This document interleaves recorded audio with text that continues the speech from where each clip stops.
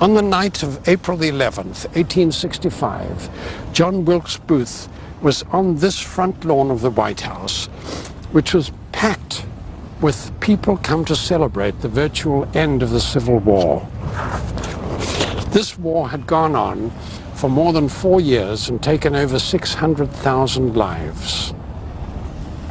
Richmond, the Confederate capital, had fallen 8 days earlier, and it was only 48 hours since Robert E. Lee had surrendered his Confederate forces to the Union victor Ulysses S. Grant. Lincoln was the hero of the hour. The president came to that front window above the front door of the White House. You see, above the lamp, there's a window. That window was open, and the president came there to address the crowds. Beside him was his 12-year-old son, Tad, holding a lamp. For the first time in public, Lincoln said that blacks should be allowed to vote. John Wilkes Booth turned to one of his co-conspirators, David Herold, and in his words whispered, "That means nigger citizenship. Now, by God, I'll put him through." And then he turned to another conspirator, Lewis Payne, and he said, "Shoot him now." And Payne refused. Payne said it was too risky. So they walked around Lafayette Square over here behind us. This is facing the front of the White House. And that was when John Wilkes Booth uttered his chilling vow in these words, "That is the last speech he will ever make." And 3 days later, he shot the president in the back of the head. Now, look at the White House. Look at the right-hand side on the second floor. Not the corner window, but the next two windows next to the corner window. That is the Prince of Wales room. It's today the family dining room, but in Lincoln's day, that was the Prince of Wales room, so named because Queen Victoria's son and heir stayed there in 1860 as a guest of President Buchanan. That's the same room where Lincoln's body was taken for the autopsy and where he was embalmed before the funeral services in the East Room, which is that ground floor room on the left-hand side. That's the largest room in the White House, the East Room. That's when the funeral services were held for this very great man. Now, the next stop, we're going to the adjacent building, which is the Eisenhower Executive Office building.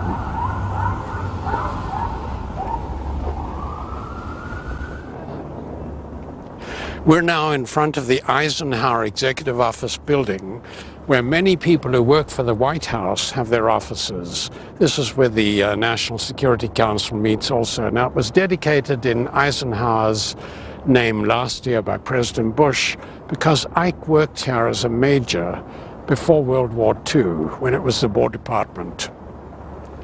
This stands over the exact same site as Lincoln's War Department building, which was knocked down in the 1870s to make way for this building. Lincoln visited the War Department building more than any other place other than the White House during the Civil War. And the reason was that this War Department building housed the military telegraph office, where he went at all hours of the day and night to keep abreast of breaking news during the Civil War. The War Department, the military telegraph office, was on the second floor overlooking this section of Pennsylvania Avenue that we're on now. And it adjoined the suite of offices occupied by his fearsome Secretary of War, Edwin Stanton. The adjoining door was often open, and in cold weather, Lincoln would put his gray plaid shawl over the top.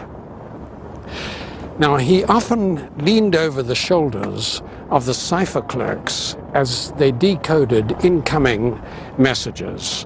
Sometimes he would give them a running commentary on what was happening. At other times, he would explain the significance of the text. He told them that he enjoyed coming here because he was away from what he called the pestering crowd of office seekers, unquote, who swarmed into the White House in search of jobs and favors. Here, he told them, he could work uninterrupted and in peace. On the night of the assassination, Lincoln invited the head of the military telegraph office, Major Thomas Eckert, to be his guest at Ford's Theatre. Eckert declined, saying that he had work to finish that night for the Secretary of War. But two of the cipher clerks happened to be in the audience at Ford's Theatre when Lincoln was shot. One of them, Thomas Laird, ran over to Eckert's house on 13th Street and breathlessly announced the president had been shot. The other cipher clerk was George Maynard, and he ran over here to the War Department building to spread the news. And one of the people working here would later say that they were all hushed into silence. The four cipher clerks worked throughout the night, tapping out messages in Morse code, mostly to New York, from where they were relayed across the country by the Associated Press. Incidentally, this is also the building where Lincoln drafted the Emancipation Proclamation in the summer of 1862.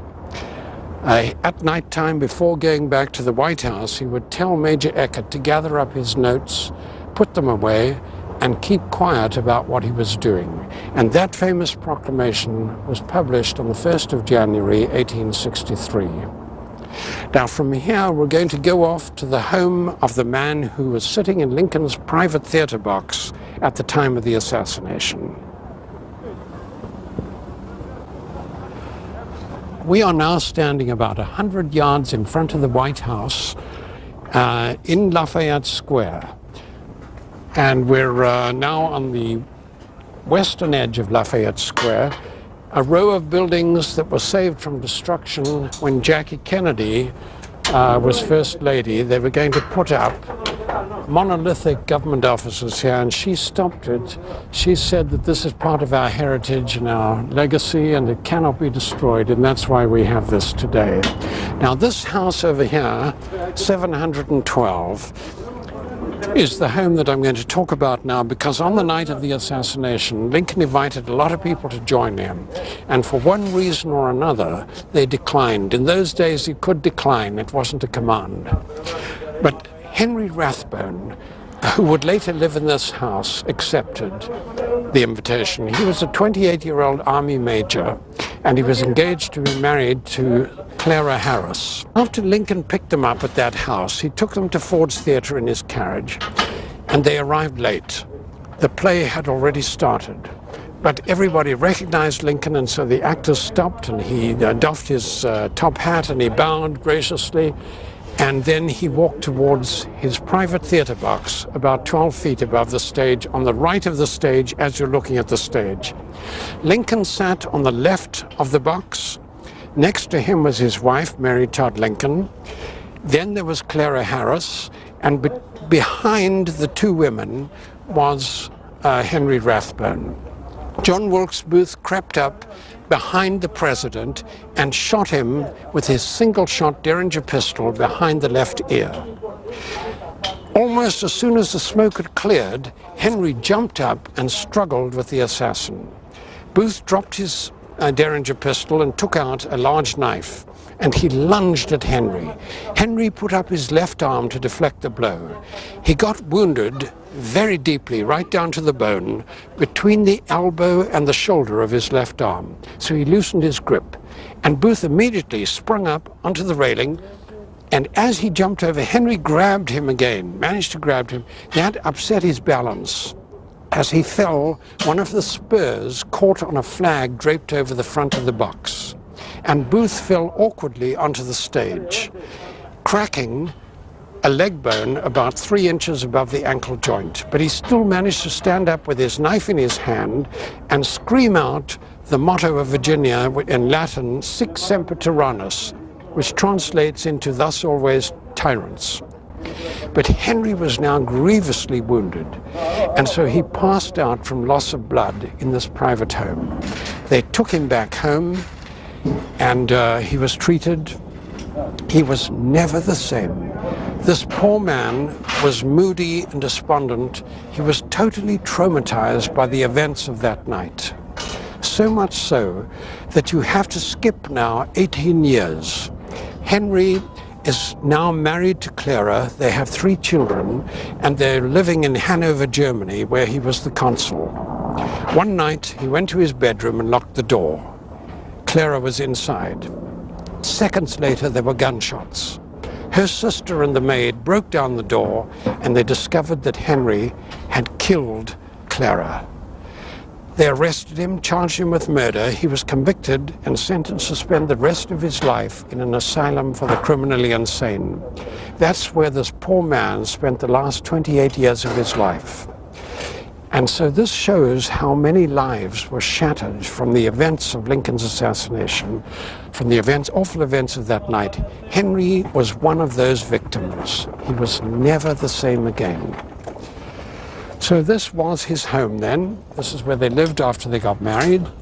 And now we're going to go across Lafayette Square to take up the story of the night of the assassination.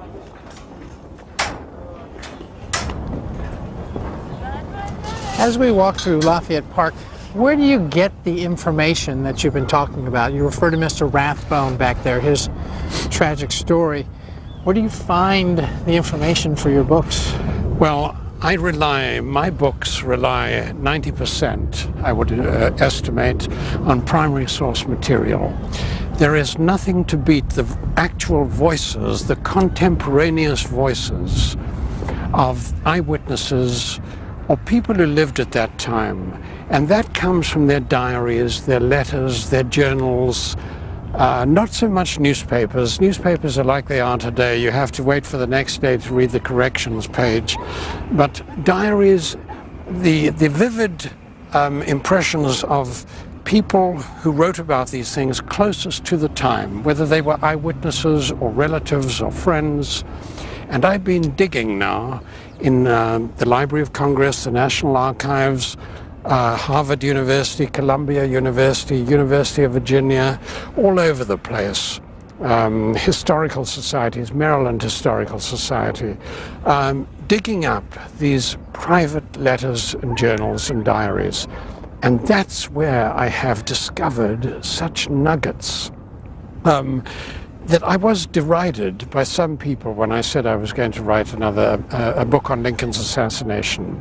They said it's all been done, and I knew this was impossible because there will be people coming after me who find stuff that I haven't found. But what I have found is so exciting. One of the things I found in the Library of Congress, I was so unnerved by this that I started to whistle softly to myself. I couldn't believe that I had discovered this thing that had never been published before. I had a hunch where to go. I have very good instincts of how to research, and I hit pay dirt very early on in my research process. The book is going to be called They Have Killed Papa Dead, The Assassination of Abraham Lincoln, and it captures, this is what the president's son said as he went back to the White House, it captures the total, profound sadness of this story, this narrative. This man was such a great man, and I really have never enjoyed writing a book so much as this one. We're now in front of the site of the building where Secretary of State William Seward had his home at the time of the assassination. It's been knocked down in the 1960s, and what stands here now is the U.S. Court of Federal Claims and the Court of Appeals. A very ugly building standing on the site of what was a very beautiful brick building. Now, on the night of the assassination, John Wilkes Booth's pipe dream, it was nothing more than that, but he believed fiercely in it. His pipe dream was to knock off the political leadership of the Union government so that the Union would flounder and the Confederate States would rise up again. This was foolish because it was all over. The Civil War was all but over. So Booth had one of his co-conspirators, Lewis Payne. He had him simultaneously attack the Secretary of State while Booth himself would kill the president. So round about 10 p.m., 10:15, round about that time, on Friday the 14th of April, 1865, Lewis Payne dismounted from his horse here in this street, Jackson Place, which is on the eastern edge of Lafayette Park. Payne was a huge brute, huge, very, very powerful, and he was like a great white shark. He operated without emotion, almost like an automaton. He dismounted here and he went in there carrying a little package, and he knocked and he rang the bell, and the 19-year-old servant, William Bell, came to answer the door. And Payne said that he had a package of medication from Dr. Verdi to deliver to the Secretary of State. He had to deliver it personally. Now, he had this medication because a week earlier, William Seward had been on the street in his carriage. The horses had bolted. Seward had tried to grab the reins, and he was thrown out of the carriage when the heel of his shoe caught on the steps. He broke his arm, fractured his jaw, and he was very badly injured. He was lying in his third-floor bedroom overlooking Lafayette Park. Now, the servant, William Bell, told the co-conspirator, "You can't go in. I'm not allowed to let anybody in." They argued. And then Lewis Payne brushed him aside and went very noisily up the stairs. When he got to the top of the third floor, he was stopped by the son of the Secretary of State, Frederick Seward. He himself was Assistant Secretary of State, and he'd been alerted by the loud footsteps coming up the stairway. The same conversation ensued. Payne said he had to deliver the medication personally, and the son said, "No, you can't. Give it to me, I'll do it." They argued. Then Frederick made the mistake. He went to the door of his father's bedroom. There were only two bedrooms in that floor, Frederick's and the Secretary of State. He opened it, he looked inside, and he said to his sister Fanny, who was inside, "Oh, father's asleep." So he closed the door, and then he went back to argue again with the man. In the meantime, the assassin, Lewis Payne, had turned around as if to go downstairs. He took a few steps down. The servant, thinking he was going down, went ahead of him. But then Lewis Payne wheeled around, took out his revolver, and he fired, but it jammed. And so he used the butt of the revolver to smash the skull of Frederick Seward. He cracked his skull in two places, knocking him almost senseless. Then he charged into the bedroom where the Secretary of State lay. There were two people in the room, Fanny Seward, the 20-something daughter of the Secretary of State, and George Robinson, the nurse, the male nurse who was looking after him. The gas had been turned low because this was now nighttime and he was meant to be asleep. But this man charged in and he punched aside Fanny Seward. He stabbed and wounded the male nurse, and then he got on the bed. He pressed down on the chest of the Secretary of State, and he had two blows which missed their target. He tore the sheets, and then he mutilated the cheeks and the throat of the Secretary of State. The gash in his right cheek was so deep that a chunk of flesh flipped over and dangled. And in this hysteria with the woman, Fanny Seward was screaming hysterically, "Murder, murder!" She opened the pane, she went out and screamed murder. And the George Robinson, the male nurse, grabbed the assassin and they struggled. The screams of Fanny woke up another son, Major Augustus Seward. He came charging in, and he thought that the person whom the nurse had grabbed was his father, who was now delirious. So he grabbed that man. He realized by the strength of the man and the height it couldn't be his father. But they all somehow went out the door. And then when the male nurse recognized Augustus, he said, "Major, I got him." Grabbed the knife and cut his throat. They struggled again, and then Payne broke free. He ran down the stairs. He still had the knife. He stabbed and wounded a State Department messenger, charged out of the house yelling, "I'm mad, I'm mad," dropped his knife here, got on his horse, and he was off down to I Street, over H Street, and he disappeared down I Street. They didn't think that William Seward would survive, but he lived 7 years after that, during which time he negotiated the purchase of Alaska for $7 million. They called it Seward's Folly because they thought he bought ice and snow, but in fact, nobody knew about the oil underneath. Frederick Seward, the son, was given no hope at all, but he lived until 1915. However, Frederick would always be seen with a skull cap to hide the head wounds. We are now several hundred yards east of the White House on New York Avenue, and I'm going to take up a story of the assassination because there's a church here that we're coming to, this red brick church.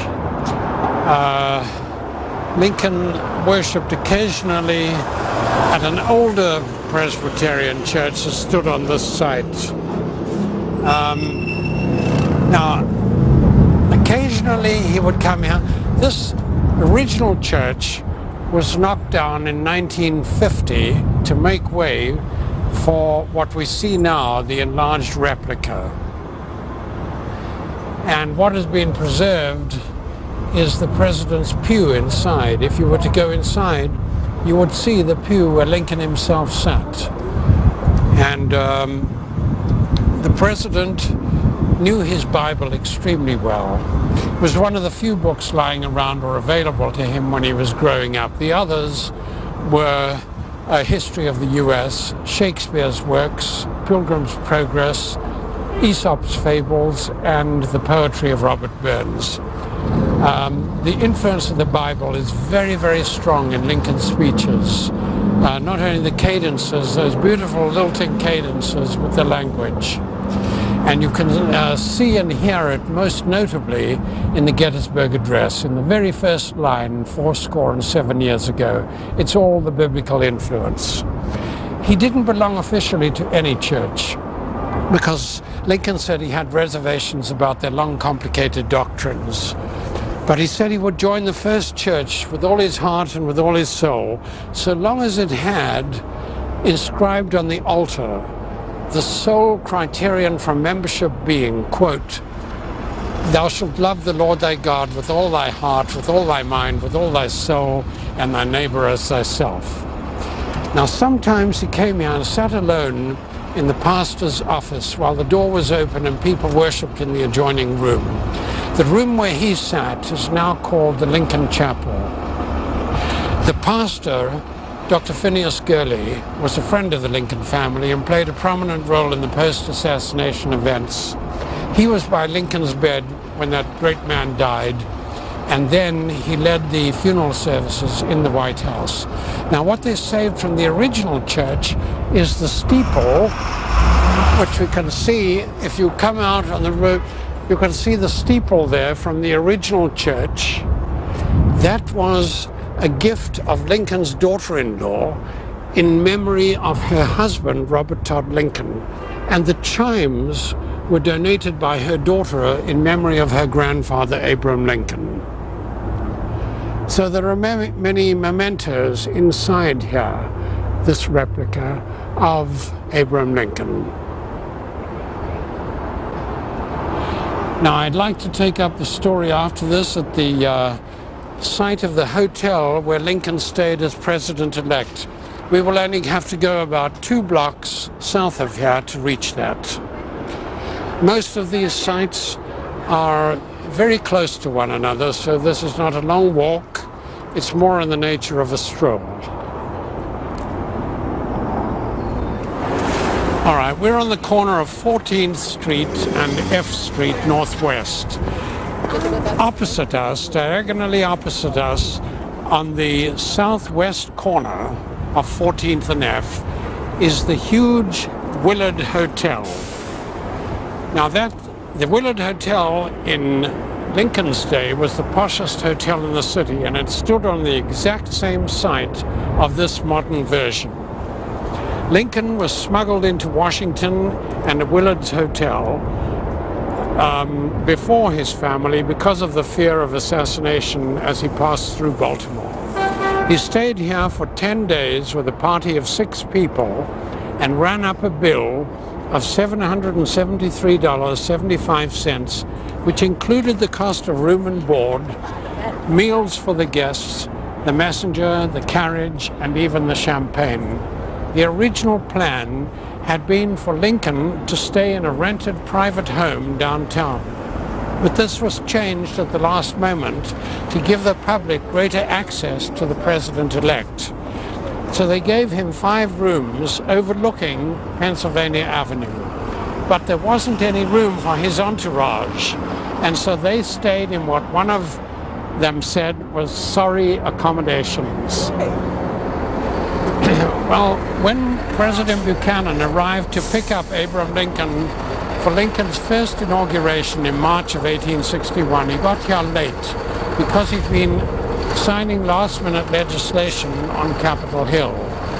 Shortly after 12 noon, the President and President-elect Lincoln set off together in an open carriage for the Capitol, where Lincoln was sworn in on the East Portico. 4 years later, flags flew over the Willard Hotel, which was draped in red, white, and blue bunting. But only 6 weeks later, the flags came down to half-staff, and the bunting was replaced by black mourning crepe as a measure of respect for the fallen president.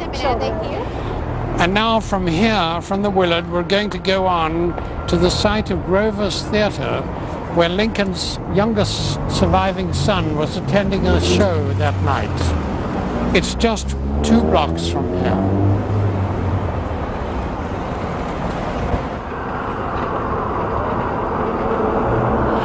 We're now in front of the National Theatre facing Pennsylvania Avenue. This stands over the site of Grover's Theatre, which was leased by Leonard Grover at the time of the assassination and managed by Dwight Hess. Now, on the night of the assassination, Abraham Lincoln's youngest surviving son, 12-year-old Tad, came here with a White House staffer to watch a performance of Aladdin or the Wonderful Lamp. While he was watching, at about, it must have been about 10:15, somebody ran in and announced that the president had been shot. There was instant bewilderment and paralysis of the audience. Nobody realized what was happening. And then somebody said, "Take your seats. This is a trick of the pickpockets." But then a third person went on stage to announce that the news was true, and could they please leave in an orderly and quiet manner. When Tad Lincoln got back to the White House, he ran up to the doorkeeper, Thomas Pendle, and he cried out very poignantly, "Oh, Tom Penn, they have killed Papa dead. They have killed Papa dead." At the time of the assassination, there was a hotel here called the Kirkwood House.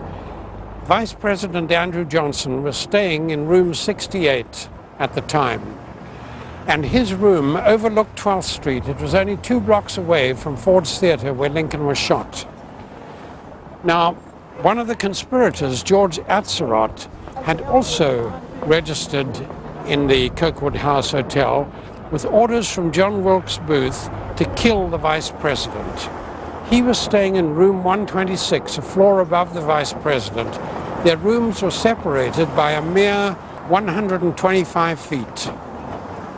Atzerodt was one of the 4 conspirators hanged for the murder of Lincoln, even though he had chickened out at the end. On the night of the assassination, he roamed aimlessly about the city. He didn't even sleep in the Kirkwood House. He slept a few hours in another place. In the early morning, he pawned his revolver in Georgetown for $10 and then took the stagecoach north in the direction of his cousin's residence in Germantown, Maryland. Now, the law enforcement officials got a break when the following night after the assassination, Chief Detective John Lee came to this Kirkwood House Hotel with orders from the Provost Marshal to tighten security for the Vice President. By sheer chance, one of the employees working here knew the detective, and he said that there was a very suspicious man called George Atzerodt who had registered in room 126. When the detective went up there, he found the door locked. So he forced it open, and he quickly found a loaded revolver under the pillow, a Bowie knife under the sheet, and a coat hanging on the wall.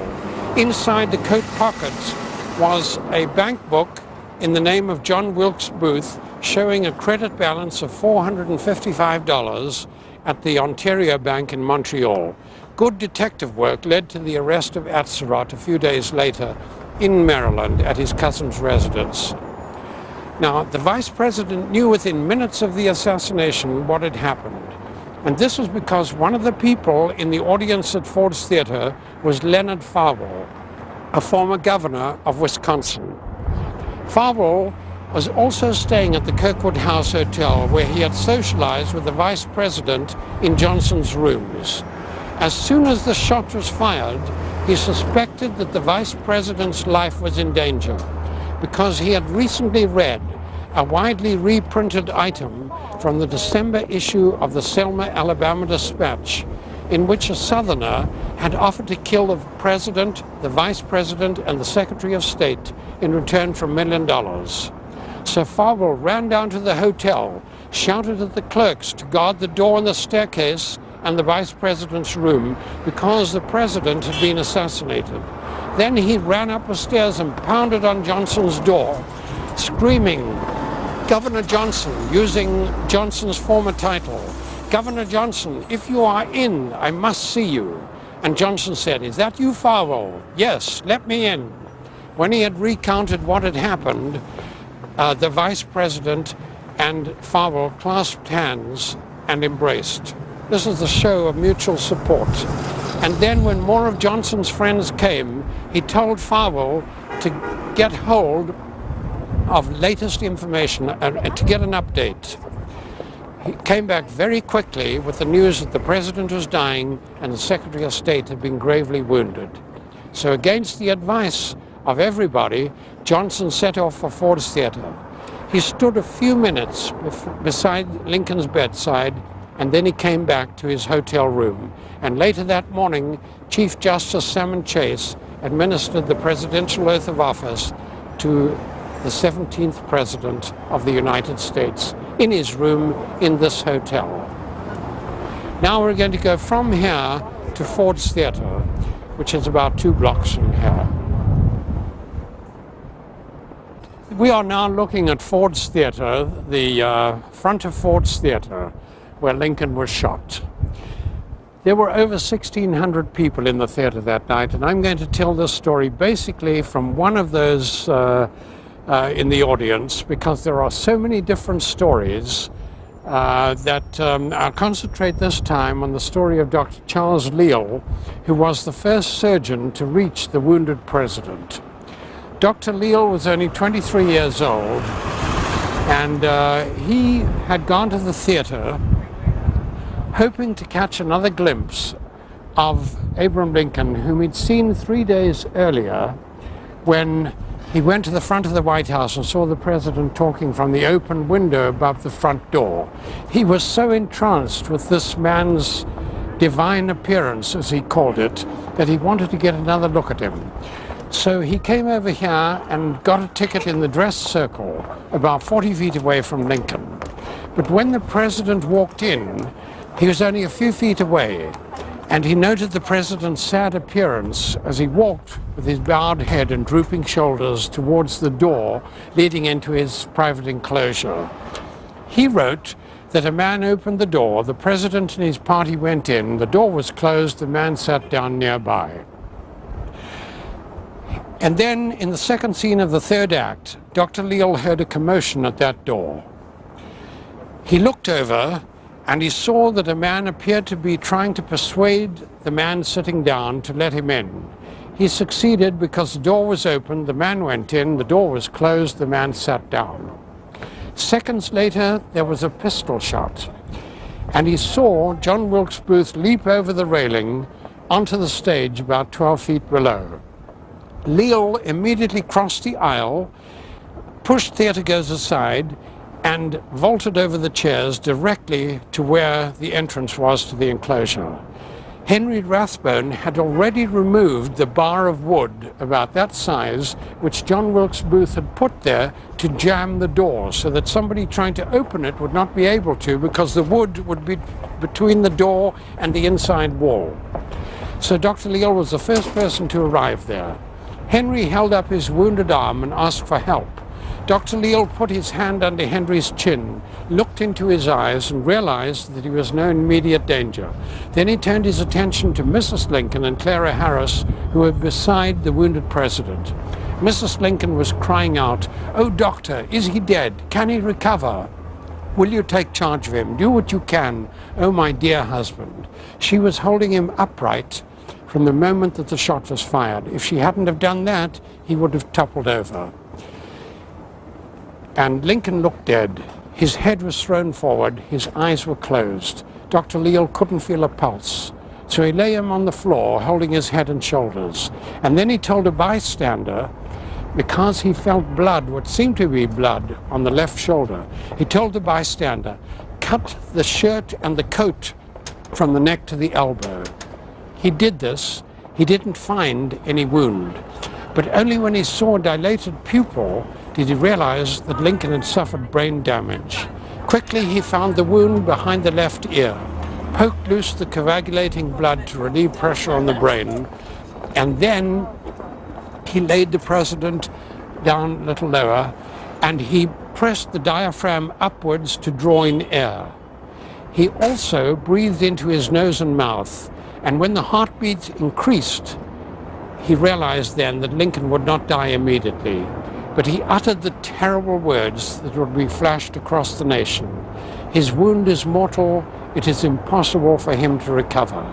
About that moment, Dr. Charles Taft clambered into this box from the stage over the railing. He had been sitting in a chair in the orchestra level, about directly under the president's box. When he heard somebody scream for a surgeon, Taft, dressed in army uniform, leapt onto the stage, announced himself as a military surgeon. Two men bent over so that Taft used their backs as a bridge to claw himself upwards into the box. A third physician, Dr. Albert King, would be the trio of physicians now attending the president. Leal told him he didn't want them to take the president to the White House or to be put in a sitting position, because this would unfortunately lead to immediate death. He wanted him taken to the closest room, the closest house to the theater. So he told Dr. Taft to take the right shoulder, Dr. King to take the left. He took the head and shoulders, others took the feet and the legs. As they got to the passageway, it was now crowded with theatergoers, so the military cleared a path using their swords and bayonets. As they got to the stairs leading down to the lobby, they wheeled around so that they would carry the president's legs and feet first, going downwards. As they got to the street, again, it was packed with people. So once more, the military created a barrier for them to go through. They went across the street behind me very, very slowly, because Dr. Leal kept stopping to keep the wound open. As they carried him across, and now we're going to walk over to the house where they carried him, they carried him across the street, which was not a smooth brick paving as it is today. It was a very rough gravel. And in the rain, it would turn into a very slushy, difficult mud. Now, they brought him across the road, and as they carried him, somebody said, "Where shall we take him?" Diagonally opposite the entrance to Ford's Theater was this four-story brick boarding house. Henry Safford, who was a War Department clerk holding a candle, was standing on these steps over here. And Henry said, "Bring him in here, bring him in here." So they carried Lincoln up these steps, down a narrow corridor, past two parlors on the left-hand side, into a small bedroom at the back. The bed was very small. Lincoln was 6'4". So they laid him on the bed with his knees bent. And then Dr. Leal said, take off the end of the bed. They couldn't. So he said, break it. They couldn't.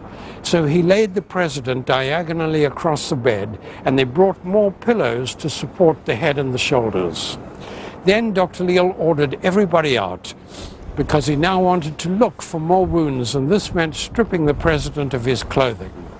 So even Mrs. Lincoln was asked to leave.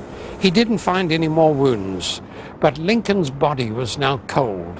So the doctor ordered the messenger to bring warm blankets and bottles of hot water and mustard plaster.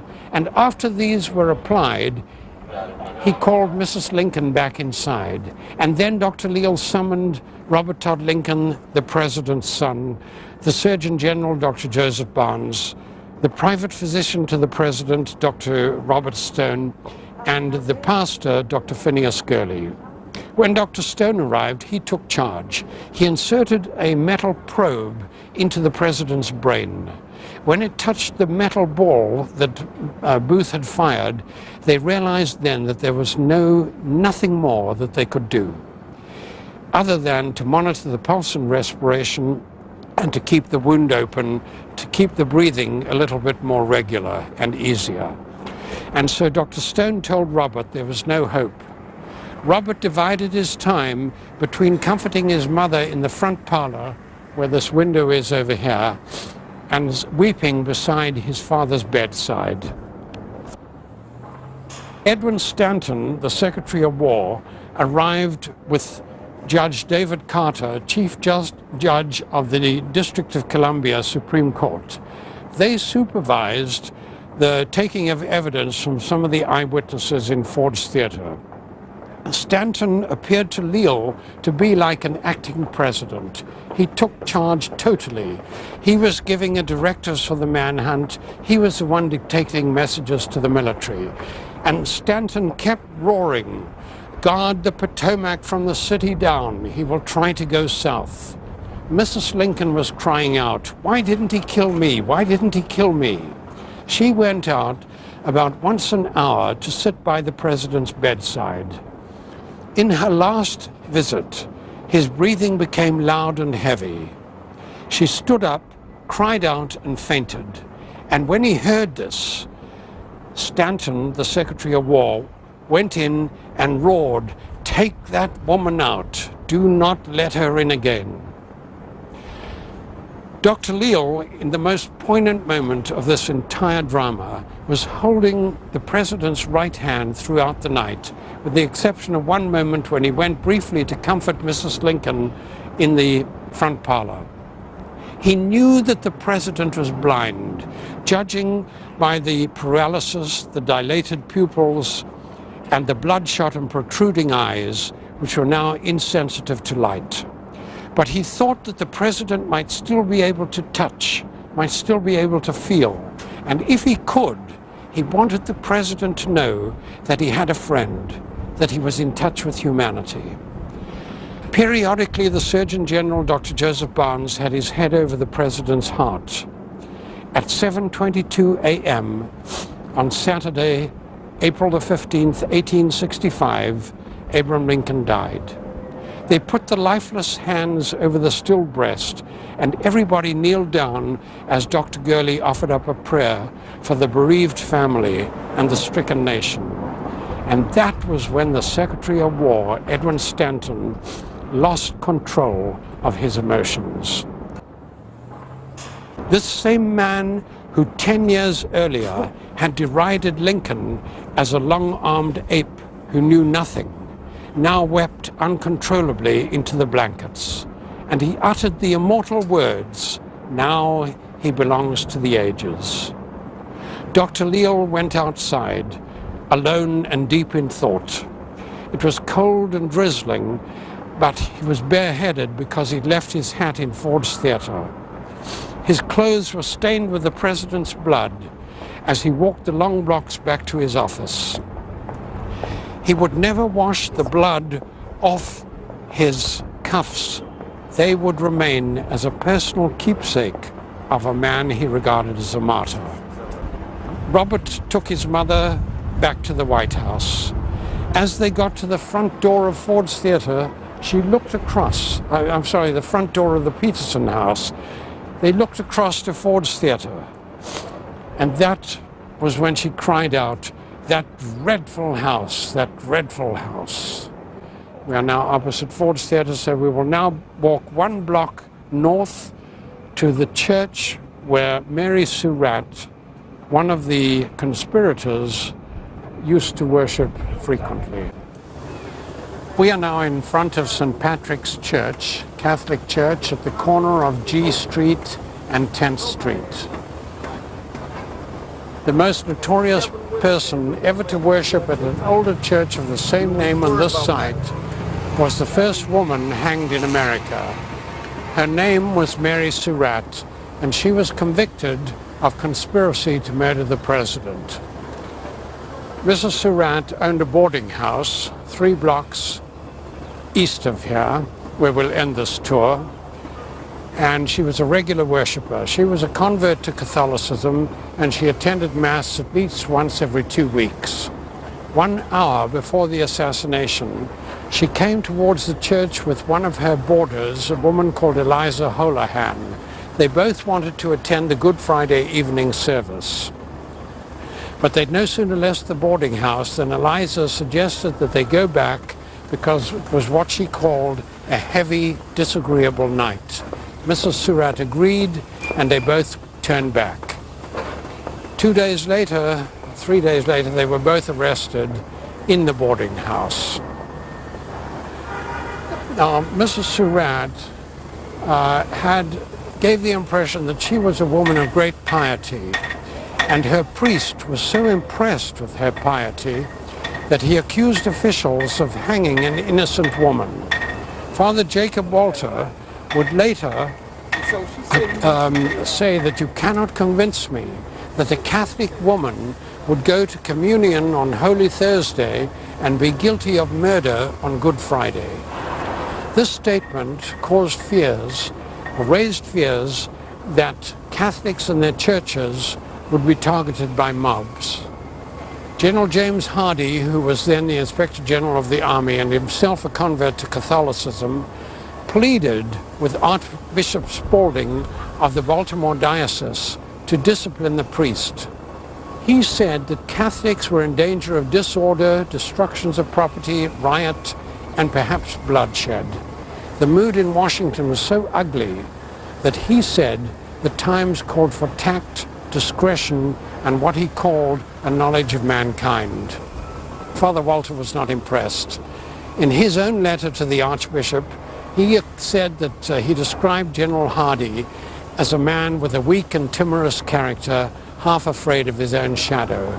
And even though he agreed not to continue talking about his belief in her innocence, he said it would be difficult because many people, including Protestants, regarded her as a kind of martyr. And now we'll go on to the alley that leads from the back of Ford's Theatre where John Wilkes Booth escaped.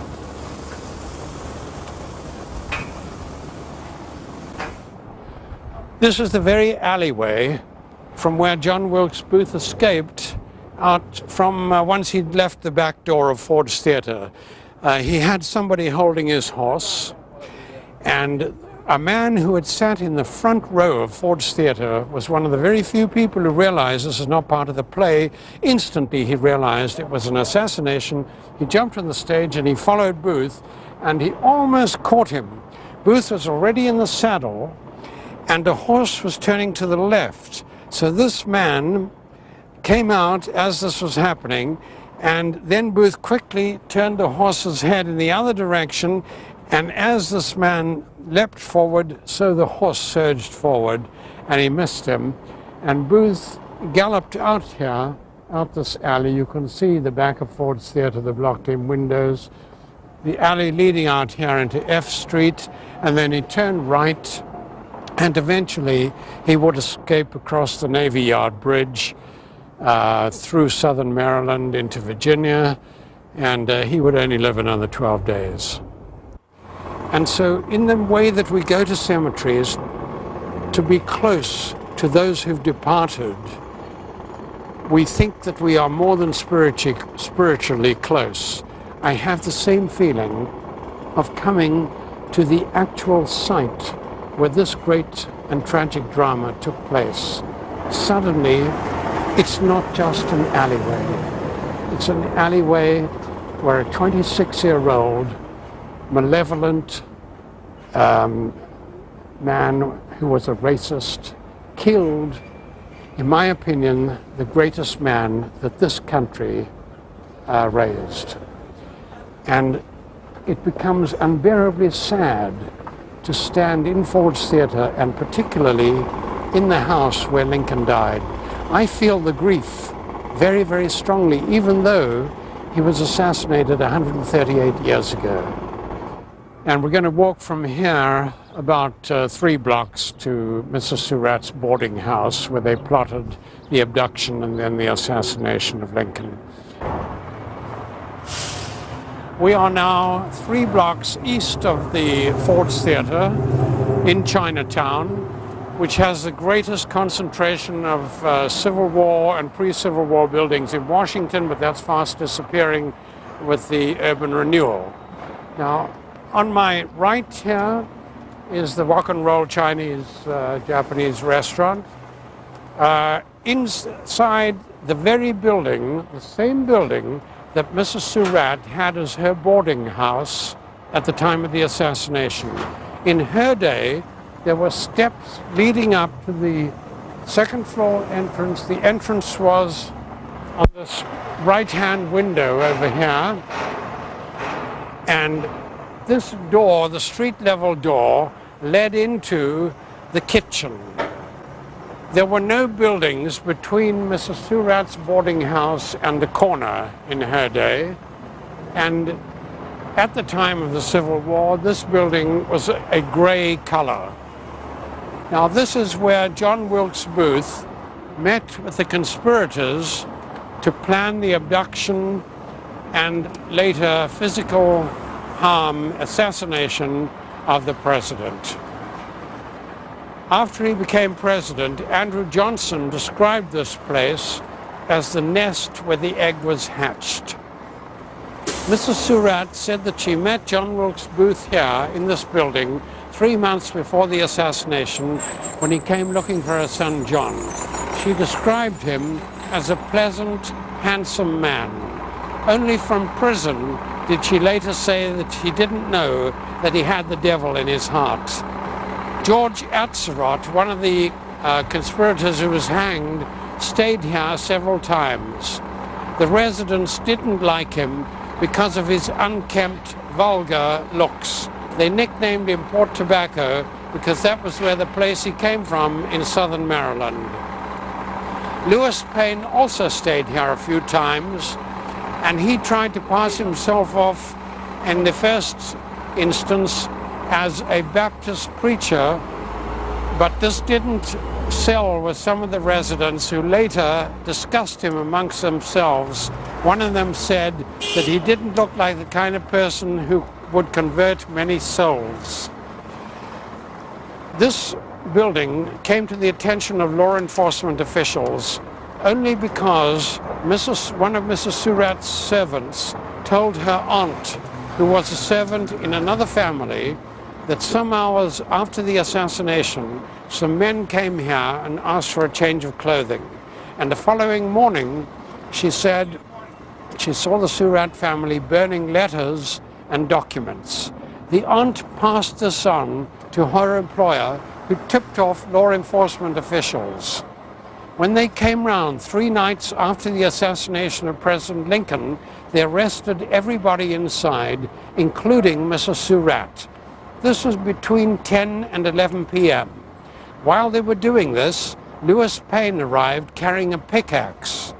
He told the detectives that he'd come for last-minute instructions about digging a ditch in her backyard the following morning. It didn't wash with the detectives. They arrested him. Mrs. Surratt further implicated herself by denying that she knew him, and she said that she had never seen him before, which was an outright lie. He was arrested and taken to General Augur's headquarters, where he was immediately identified by the Secretary of State's 19-year-old servant, William Bell, who had let him into the house. Now, the last thing I want to say about this whole drama is that shortly after Mrs. Surratt was hanged, souvenir hunters came here and they chipped away at the front steps, which were now removed. They chipped away at the steps for souvenirs until the police arrived and chased them off.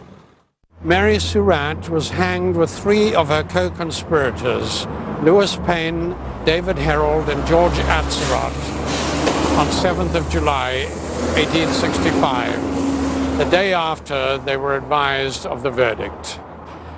4 other conspirators were given prison terms, and they were later pardoned by Andrew Johnson. So there were obviously many, many more involved. Louis Payne, one of his interviewers, you don't know the half of it. This is the year 2003. We still do not know the half of it. And my opinion is we never will.